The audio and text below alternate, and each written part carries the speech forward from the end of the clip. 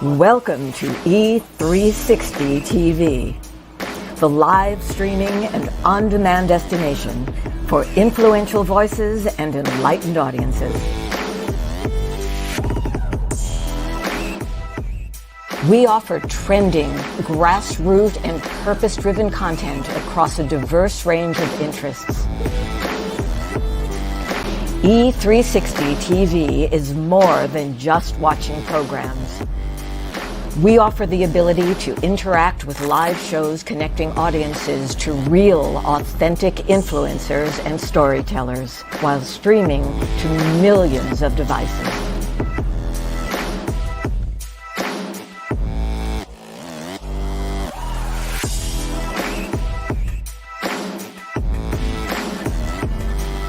Real experiences. Raw conversation. One destination for it all. E360 TV.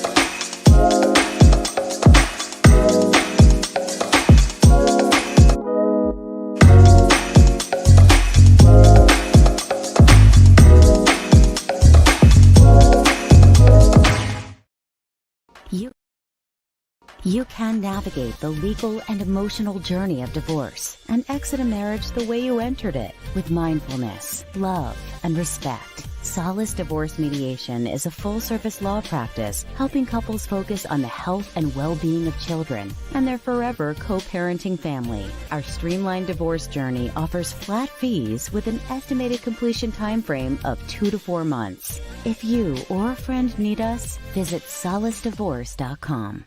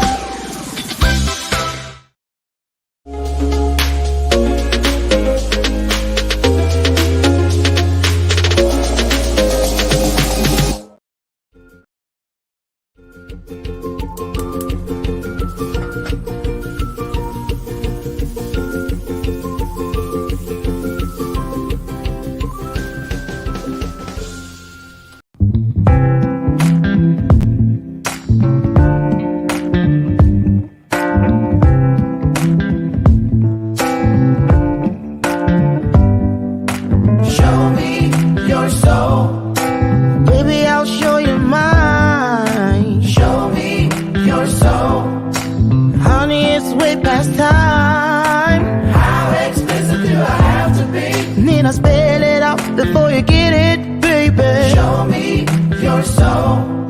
And honey, I'll show you mine.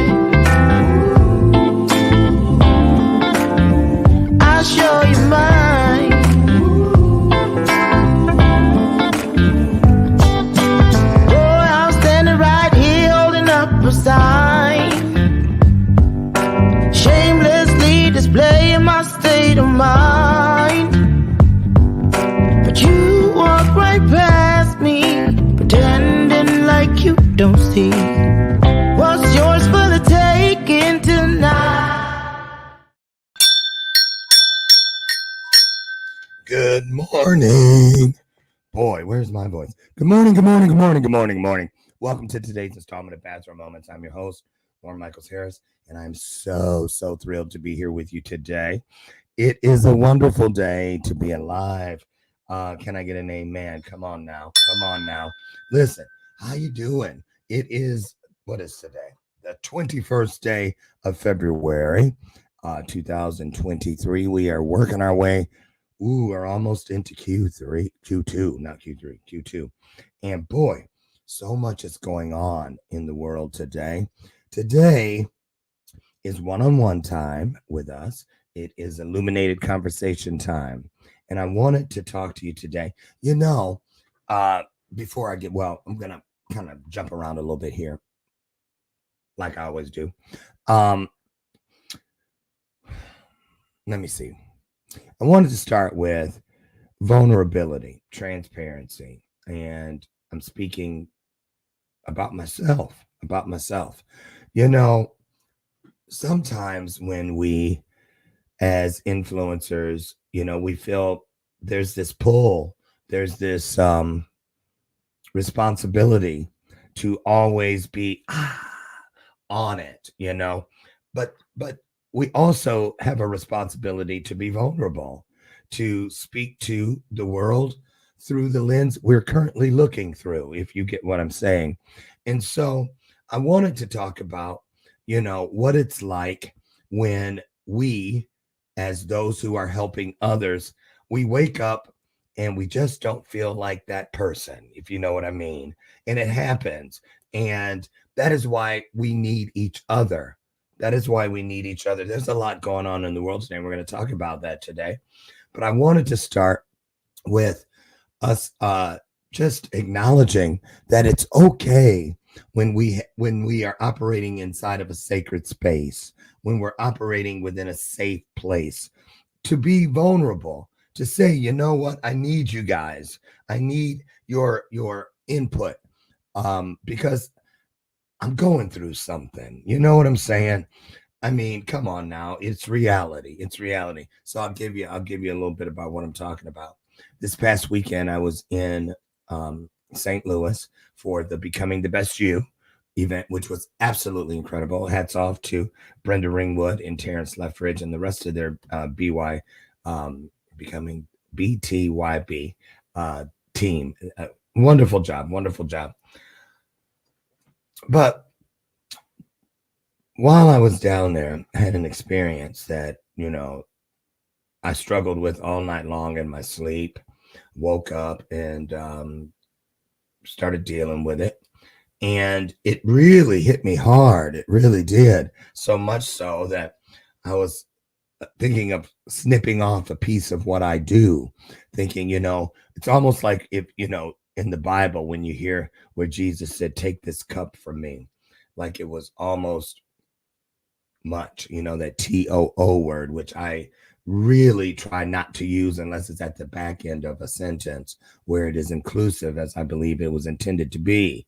Hey, come on, there's room for you too, but not up front or in the middle where it makes things disappear. It's too much. I'm too old. I'm too ugly. I'm too dumb. Whatever the case may be, try to keep that word out of the equation because it's not true at all. It's not true. So anyway, we're going to talk about a lot of things today.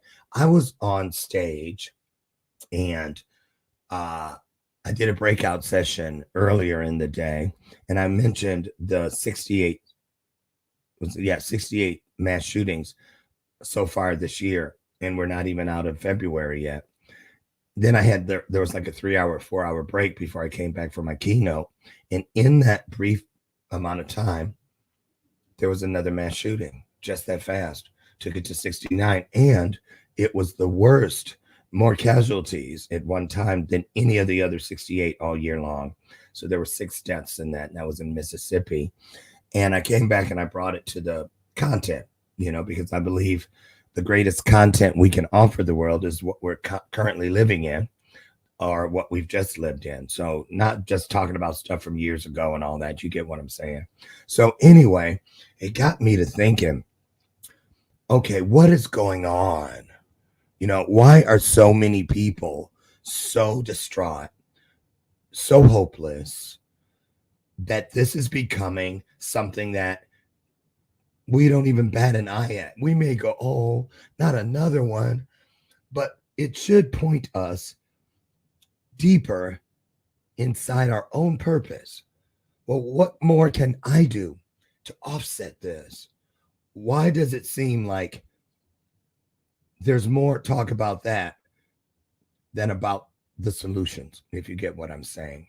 So today I said, let's talk about this. And I really would appreciate it if you all can share this out. Good morning, Robert. And let's get some folks in here and let's just share, pour into each other. Thank you, Robert, for being here. Together, we are fulfilling that promise where two or more comes together. And that is all that matters. That is all that matters. So before we get deeper, it's Black History Month. So I wanted to start off with a little something about that. Let me see. I got to get it right, though. Share the screen. I'm looking for, there we go. Okay. Let's take a look at that, and then we'll come back and get started. Black History Month is an annual celebration of achievements by African Americans and a time for recognizing their central role in U.S. history. During his time as president, Gerald Ford officially recognized Black History Month by calling upon the public to seize the opportunity to honor the too often neglected accomplishments of Black Americans in every area of endeavor throughout our history. February was chosen for a number of reasons, including the births of Frederick Douglass and Abraham Lincoln, and the founding of the NAACP, to name a few. Each year, we honor Black Americans and all those who continue the fight against systemic racism and who advocate for total equality. This year's Black History Month theme, Black Resistance, explores how African Americans have resisted historic and ongoing oppression since the nation's earliest days. When reflecting on this year's theme, we think of Dr. Martin Luther King Jr., Yes. John Lewis, Yes. Rosa Parks, Yes. Malcolm X, and countless others for their courage in standing up for basic human, civil, and equal rights. Yes. We also think of the work being done through the Black Lives Matter movement and that of many others in our local communities who carry on their legacies. We celebrate these legacies, new and old, and support their activism. Littler remains focused on being stronger allies to the Black community, which continues to experience marginalization, racism, and oppression. We are committed to standing in solidarity as we continue to work together to achieve equality for all. We take this moment to honor Littler's Black employees and allies. Today, as every day, we recognize them and their contributions to advancing inclusion, equity, and diversity at the firm, in the legal industry, and across our communities. All right. Thank you, Littler, for that.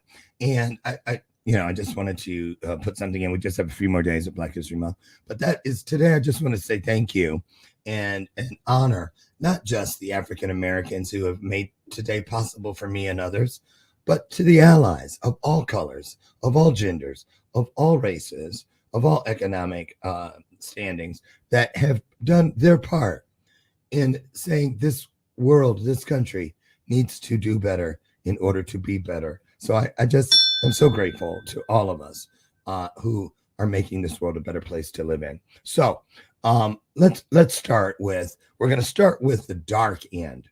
What is going on? Today we're talking about everything that's happening. Here we are, not even out of the second month of the year, and there have been 69 mass shootings in our country.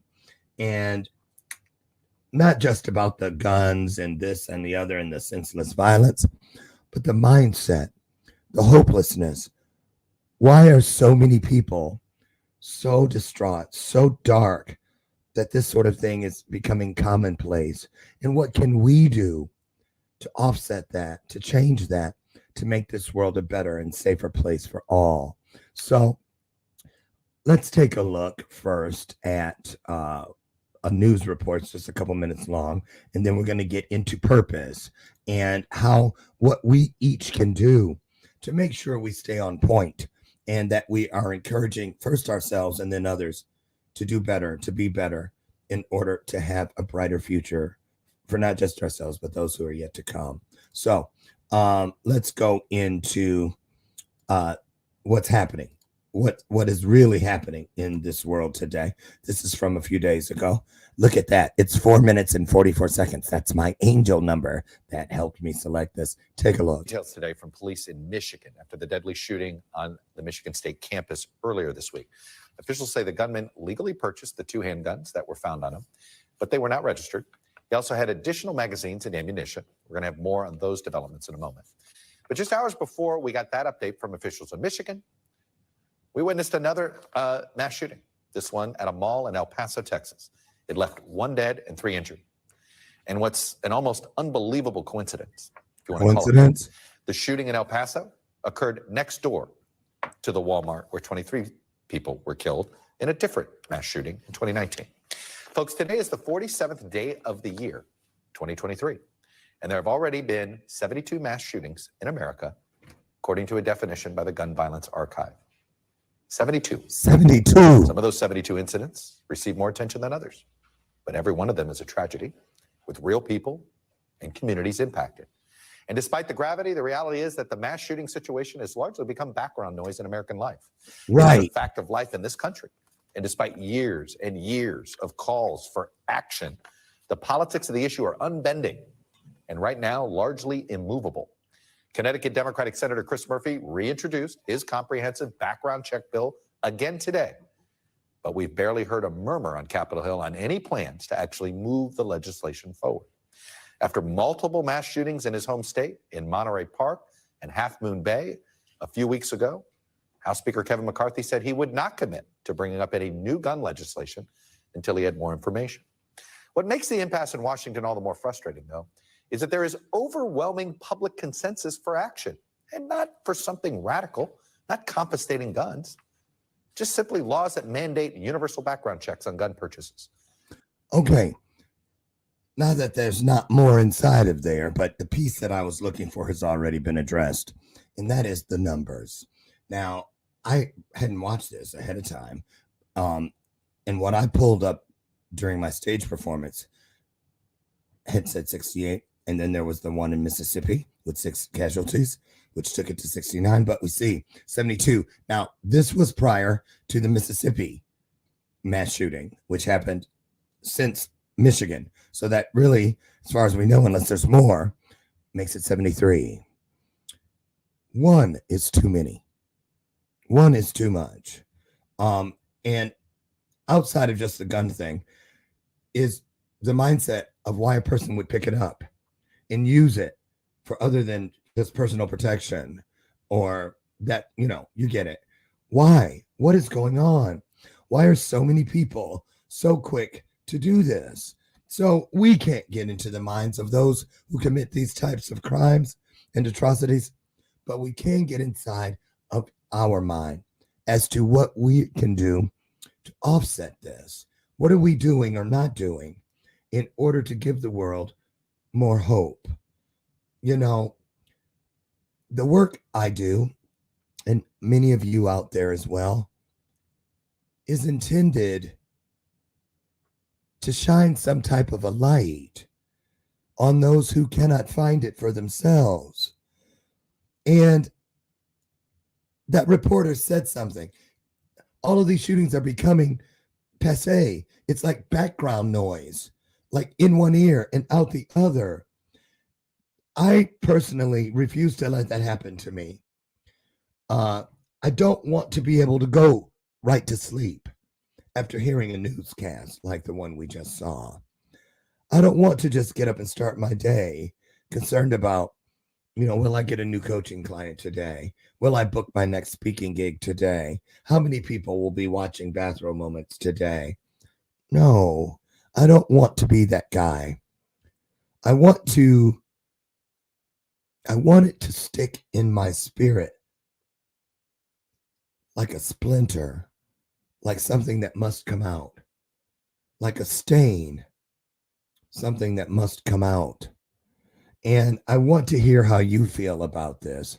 And what do you feel we can all do to help perpetuate more hope within this world? It's just a sad, sad thing that people are so desperate, that they're so dark, that they can do these things without a second thought. What is happening? But more importantly, what is not happening? What can I do to make things better? So the first thing I thought about, and I'm going to go to my favorite go-to book, The Motivation Manifesto, 9 Declarations to Claim Your Personal Power, written by Brendan Burchard. So I have it marked to the chapter, and then I'm going to take a look at something. We shall advance with abandon. And it's just a small section where it talks about how reality is bendable. And it says this power begins with developing a mindset for real momentum. The first mark of such a mindset is believing that reality is bendable to our will. Reality is bendable to our will. So for me, that means even though I may not have the layout, the template, the plan, the blueprint on how I can make an impact on such a huge issue, such as these mass shootings, in my own small way, I can do something to help the world become a better place. I can bend reality to serve my will. So it also says those who lack this belief never advance with great power and constancy. Free and courageous people do not avoid their current.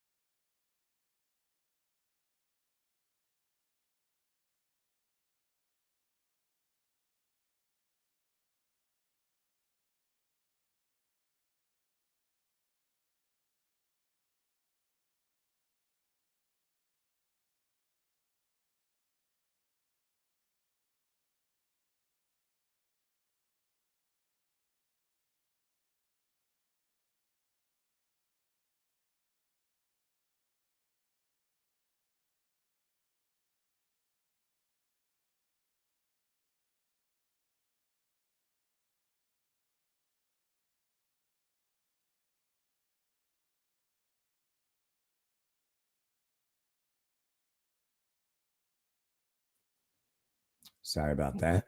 See there? See? Magic. Trying to work against us. That's the other kind. But we're here. Listen, I wanted to get into the part. Do you believe you have spiritual magic available right here within? I believe we do. I believe we do. And, you know, I always say to myself when things like this weekend, when I was like, oh, I don't know, take this cup from me. It's too much. See, there it was, too much. No, no, no, no. It is not. We have been promised that we will not go through more than we can handle, but we have to know where to go when it feels like we can't. What do you reach for? Where do you go?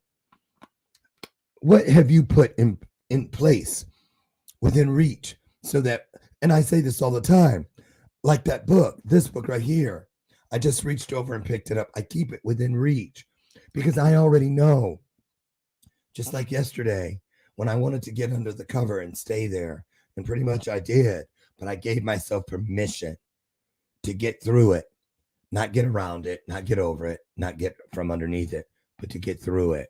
And that's what was required so that I could show up today as a better version of myself. Because my responsibility is first to myself before I can have any kind of responsibility to others. And so mark down that passage when you're feeling your best, that inspires you, that uplifts you, that encourages you, and reminds you, most importantly, of who you truly are and what you are truly possible of doing in this world. Put something somewhere, a post-it note. Have a friend on speed dial that is always there to uplift you and always there to encourage you. So, purpose. When we truly understand our calling in this world, we understand our place in this very world. And so let's take a look. I have a couple of things that I wanted to watch with you. 4 questions to help you find your calling. This is an Oprah piece from Super Soul Sunday. Let's take a look. How do we, who don't consider ourselves, who aren't artists in the sense of producing art that we can, that's tangible, poetry or music or writing or painting, how can I apply that to my own life? Well, I think it kind of, I believe that everybody has a calling of some kind. Oh, God. However odd or weird or humble. And the way that there are certain tricks you can use to find it. Most people, I think, You are for sure right about that. If we stopped and could talk to every person that is watching us right now and turned to them and said, what is it that's your calling? People would know. They'd know it. It'd be a secret in their heart. I know I should do this. You know, and there are tricks that you can find out. That one thing is to say, what are you more afraid of than anything in the world? Or what would you do if you knew you were going to die in 3 months? What would be the last thing that you would do? What would you do? It's the old thing that you've heard before, you know, if fear were not a factor, if money were not a factor. So if there is a calling, that thing that you're afraid of, whatever it is, then what if you're watching right now and you turn pro and do it? What if you're watching right now? And I do a lot of speaking around the country, and I just did 7 speaking engagements, 7 cities in Canada this past winter, and spoke specifically to that. Started every one of my gatherings saying everybody has a calling, and the real question is that your real job in life is to figure that out. That's the job, is to figure out why are you here and get about the business of doing And what that. sort of response did you get to that? Well, a lot of people were, so that the reason I'm bringing this up is because you said everybody, if we were to ask them right now, what is the calling, they would know. I run into people who don't know. I mean, I was sort of fearful if that's what the answer would be. I run into a lot of people who don't know. But that's unfortunate. That's you know why? Not reality. They think that they don't know because they think it has to be some big thing. That's what I'm saying. So they're not keyed in. So let me bring up another subject. Okay. Here. When we were talking about resistance before as a form of self-sabotage, right? Yes. That it's a voice in our own head. Yes. But in the real world, we also get sabotaged by other people. Yes. And this is a kind of it's a really mysterious and dark phenomenon, if you ask me. Yeah. This question is kind of, where do we get the idea that we're not worthy? When we're little, people tell us we're not worthy. Yes. And when we're little and we start to show signs of going towards the light, that's right, people that are close to us are threatened by that, because it's a terrible thing to say, but it's true. And because they want to have us, they want to keep us. So they tell you, cloud you're up not, and rain all over you. or say, how are you going to be a writer? You're not going to make a living being a writer. How are you going to do that? Right? Yes. Right. And so you squash that part of yourself in order to please or to appease. You internalize that voice, and then it comes back and haunts you. But even if that voice wasn't there, resistance itself would be giving you that voice.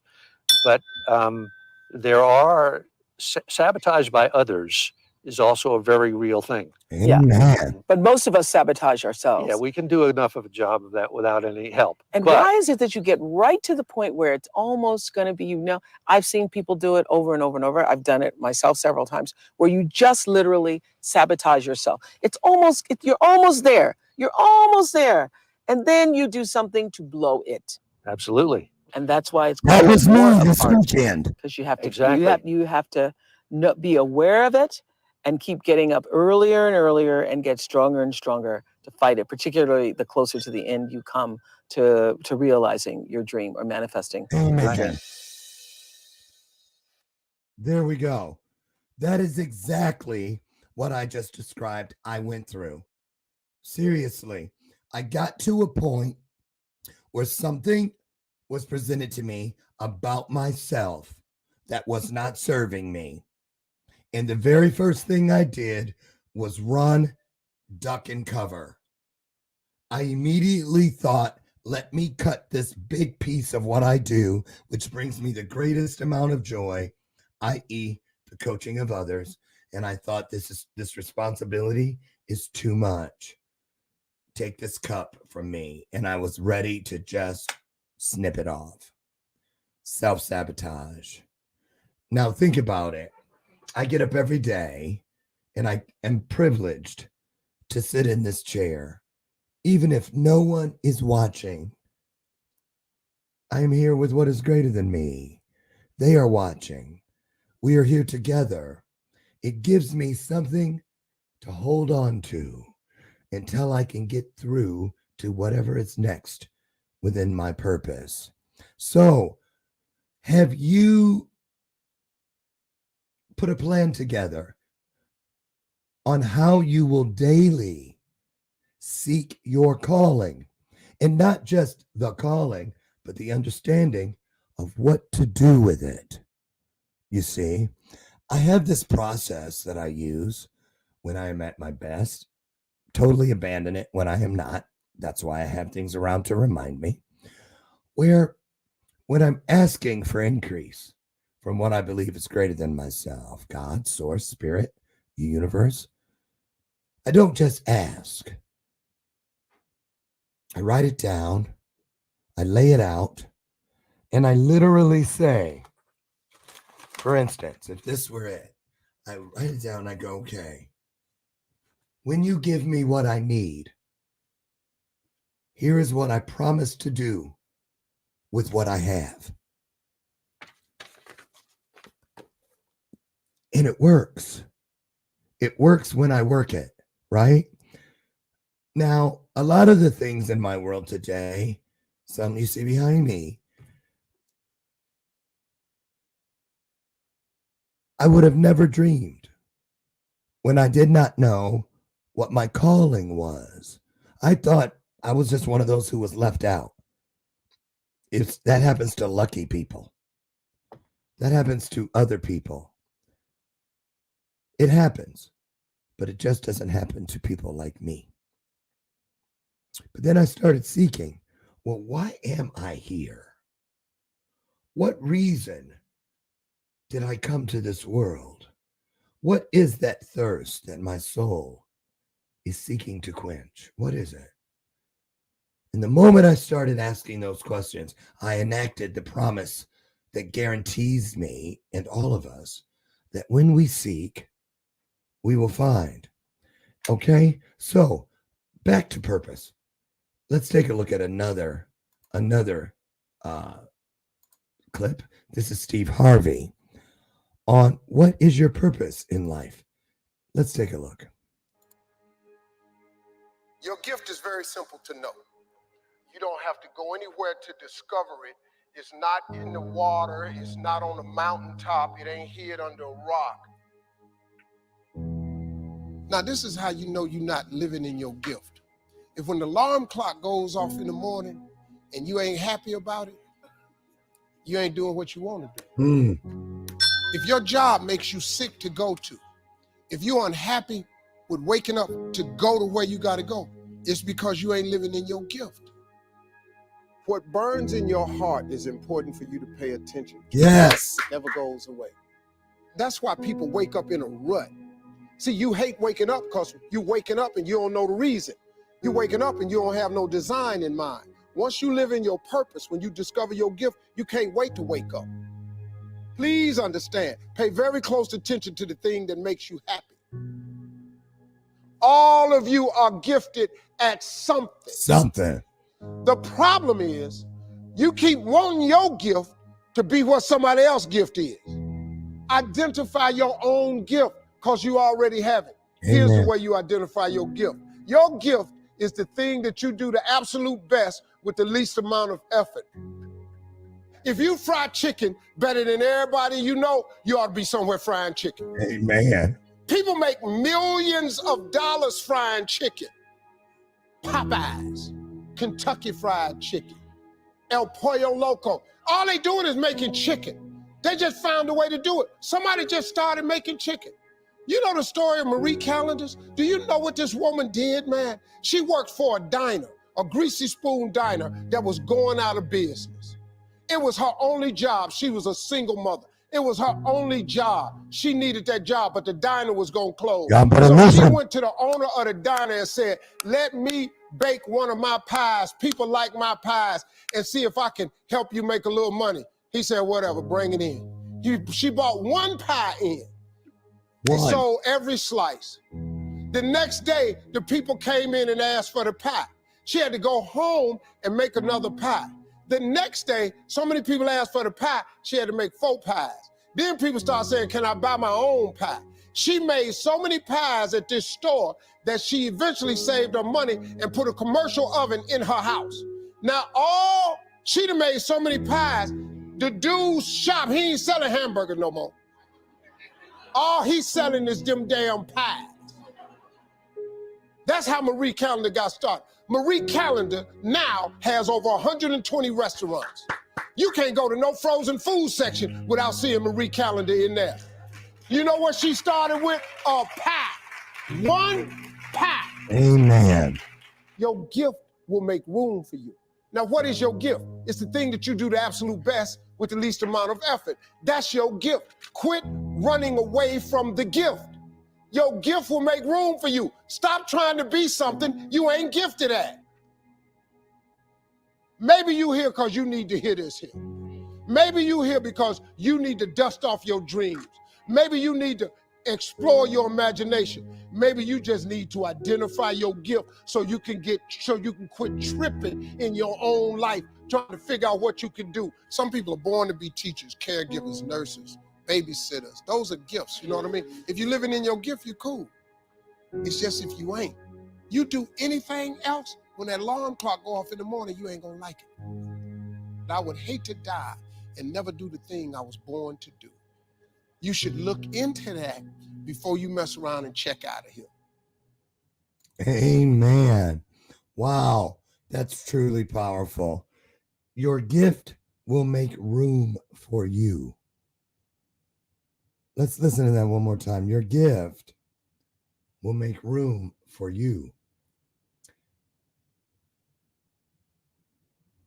We started today talking about the mass shootings, and they talk about the guns and the gun violence, but the guns are what are in the hands of literal people.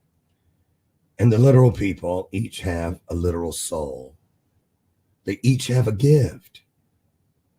But unfortunately, for whatever reason, they have not sought their true calling. And they check out of this life, or they destroy their life, self-sabotage, because they feel there's nothing for them. I know that these things that happen as examples to the rest of us. We think there's no way I could ever become that person who picks up a gun and does what these people with the mass shootings have done. But that is just one example of what can happen if you don't allow your gift to make room for you. You don't have to do what these people have all done.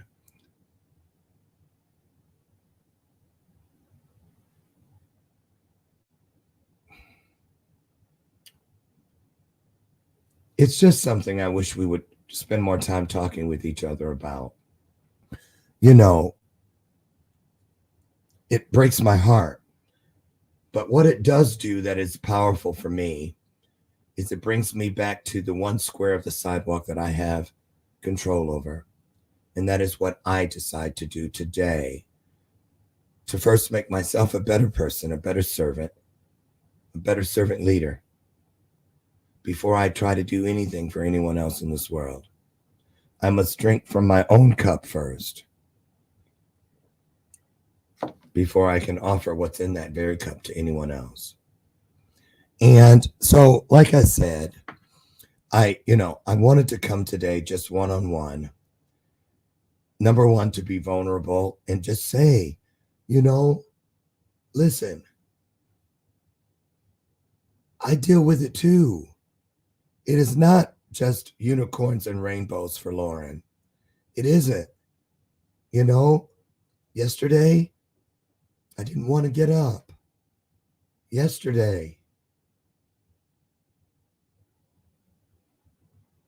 I didn't seek the sun. But yesterday, the sun was seeking me. And that is what we have to hold on to. We're not expected to be 100% every single day, but we are expected to seek 100% every single day. Don't let these news reports go in one ear and out the other and say, what a world, what a world. When you hear these things that break your heart, in the process, they should touch your spirit and remind you of why you are here. If we all allow everything around us to remind us who we truly are, why we are truly here, our callings, it will immediately remind us of what it is we've been chosen to do, to create balance and peace, provide hope and love and joy to this world. Don't underestimate your power to change one thing from good to great, from bad to better. You have that power, but you must choose it in order to use it. And I know this to be true. So, what I want to say before we get out of here, and I'll let you go early today, seek without ceasing. Do not stop. Constantly look for why you are here. You will find it. You will find it. You will find it. Use it and make this world a better place. God bless you all. And I will see you tomorrow. Tomorrow we have in the house Lisa Anna Palmer's with us tomorrow, so I'm excited for that. But get out there today. Oh, you want to see something funny? Look what Brian and I got from his aunt, Jan, for Christmas. It's a real painting. It's in a beautiful frame. It's so funny. Look. Yes, our own version of American Gothic. Isn't that funny? Yes. So wanted to end with a smile on our face. But as we get out of here today, and for those of you who watch the replay, know that the world needs you, that this world is counting on you and what you were created to do to help everyone do better, be better, and believe that everything can get better. You can do it. Together, we can do it. Listen, get out there and make today the very best day ever. And remember, we are not alone. It is not the power of me. It is, in fact, the power of we. I believe in you. And I hope you believe in me. And together, we will change the world. I love you, and there's not a damn thing you can do about it. I'll see you tomorrow. God bless you. I'll see you tomorrow for our next episode of Bathrobe Moments. Bye-bye.